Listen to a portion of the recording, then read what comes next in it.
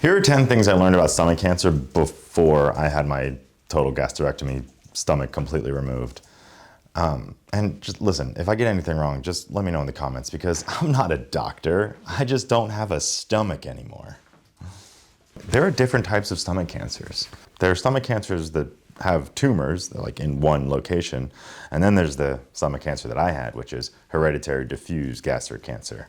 With the tumor one, I think you might be able to keep some of your stomach, maybe. But with mine, I wasn't able to keep any of my stomach because I had the really special one. Bye-bye tum-tum. Total bye-bye tum-tum. Hereditary diffuse gastric cancer is caused by a gene mutation. Commonly, it's caused by the CDH1 mutation, but I had the newer, more intense and cool one called ctNNA1. CDH1 is actually connected to ctNNA1, so the thought is that if CDH1 can fail, ctNNA1 can fail, and guess what? It does. Hereditary diffuse gastric cancer. Can you see my wife? No, you can't see my wife. Hello, wife. Hi. Signet ring cells are tiny little dickheads that live inside your stomach that can cause cancer. There's a debate right now whether or not or how long the signet ring cells can actually stay in your system before they cause cancer. But the odds are that if you find a signet ring cell, you'll probably find cancer some way down the line. I had 16 signet ring cell foci just waiting to explode when they dissected my stomach. Digestion doesn't really happen in the stomach. I mean, it does, but the stomach is really just a place for food to like get smaller, and then it moves on to the intestines when it's ready. So you do a lot of that in your mouth when you don't have a stomach anymore, and it's working fine so far. There are different types of connections that surgeons do when they take out your stomach. There's the J pouch, and then there's the Roux-en-Y. I think the one that I have is the Roux-en-Y and not the J pouch because I don't have anything that is similar to having a stomach. I don't think so, but I don't know. Anyway, there are variations on both, which is like kind of insane. It's all insane. You can have stomach cancer without any symptoms. Like for me, I didn't have any symptoms. I had stage T1A, and people ask me all the time, what were my symptoms that made me get tested for stomach cancer?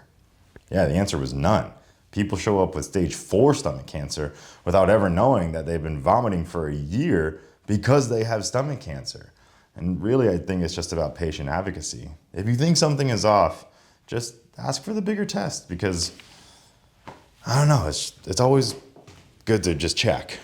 There's actually a really interesting debate right now about whether or not surveillance is better than total gastrectomy, stomach completely removed, because signet ring cell can sit in your stomach for who knows how long, but if you have the signet ring cell, the likelihood of you having cancer, stomach cancer, is pretty high.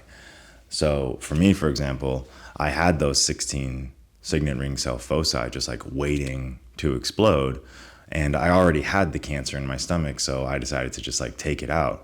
But if all they found was signet ring cell foci, I don't know, maybe I would have chosen something different. But it's a very interesting debate happening in the medical community that like I had no idea existed until I had stomach cancer. There are different types of surgeries.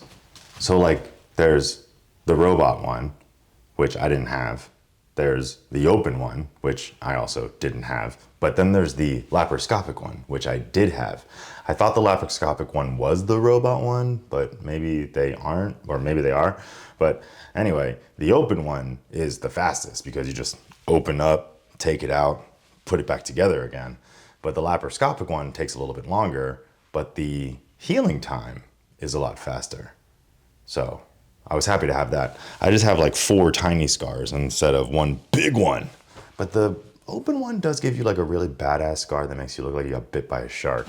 Stomach cancer staging actually has to do with how many layers of the stomach the cancer has breached. So for example, I had T1A because the stomach cancer had only breached the most inner layer of my stomach. If it had been even a millimeter more, it would have been a higher stage.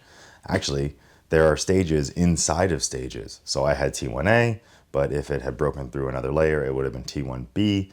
And then if the lymph nodes had found localized spread, it would have been a higher stage 2. While they're removing your stomach, they're probably going to remove the lymph nodes as well. The surgeons are going to poke around and like remove lymph nodes in the local area to find out if there is any localized spread of cancer, meaning that it's probably in your system. So even if you feel good about being past the surgery, like for example I did, then I had to find out if there was any spread in the lymph nodes to find out my real staging. So even after the surgery, there's more terrifying anxiety and agony to find out. But you know, you're past the surgery. Thanks for watching and getting this far in the video. And if you did, type in J-pouch, so I know you made it to the end. Consider subscribing and watching another video. And I'll see y'all soon. Peace.